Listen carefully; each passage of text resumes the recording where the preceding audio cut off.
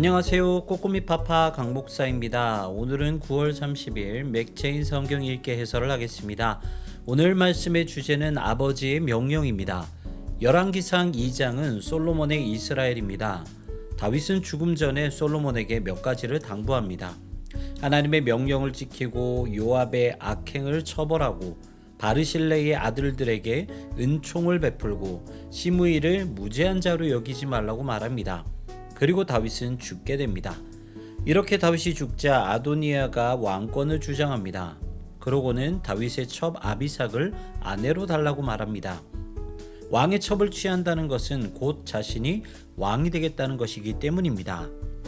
결국 솔로몬은 아도니아를 죽이고 아도니아와 함께한 아비아다를 쫓아내고 요압을 처형합니다. 또한 시므이를 처형하면서 다윗이 당부한 모든 것을 이룹니다. 이렇게 이스라엘은 솔로몬 왕을 중심으로 세워지게 되었습니다. 에스겔 33장은 파수꾼입니다. 하나님은 에스겔에게 파수꾼의 사명을 한 번 더 상기시키십니다. 파수꾼은 경고하는 일을 합니다.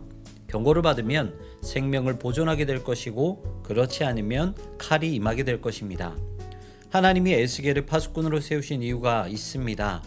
그것은 하나님께서는 악인이라도 죽는 것을 좋아하지 않으시기 때문입니다.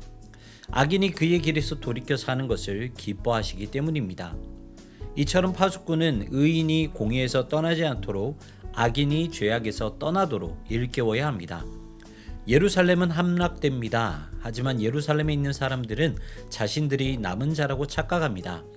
하지만 하나님은 이들에게 한 번 더 심판을 내리실 것입니다.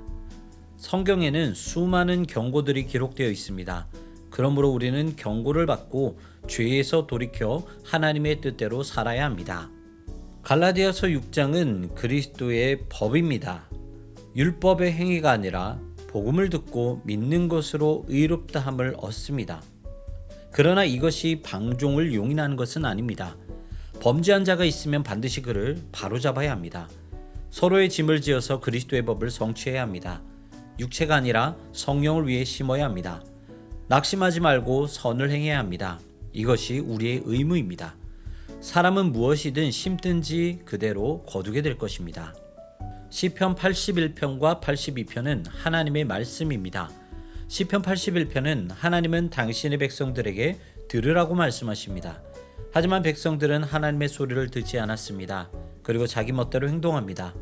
하지만 하나님은 그들에게 계속해서 당신의 말을 듣고 당신의 도를 따르라고 말씀하십니다.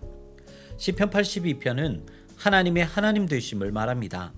하나님은 다른 신을 두지 말고 이방 신에게 절하지 말라고 명령하십니다. 왜냐하면 하나님만 하나님이시기 때문입니다. 하나님은 공의롭고 자비로우십니다. 세상의 소유주이시고 심판주이십니다. 그러므로 우상을 버리고 하나님만 섬겨야 합니다. 우리가 양자된 이상 하나님은 우리의 아빠 아버지가 되십니다. 동시에 하나님은 우리의 왕이 되십니다. 그러므로 우리는 아버지의 말씀을 따르고 그리스도를 통해 우리에게 이루신 하나님의 법을 따라야 할 의무와 책임이 있습니다.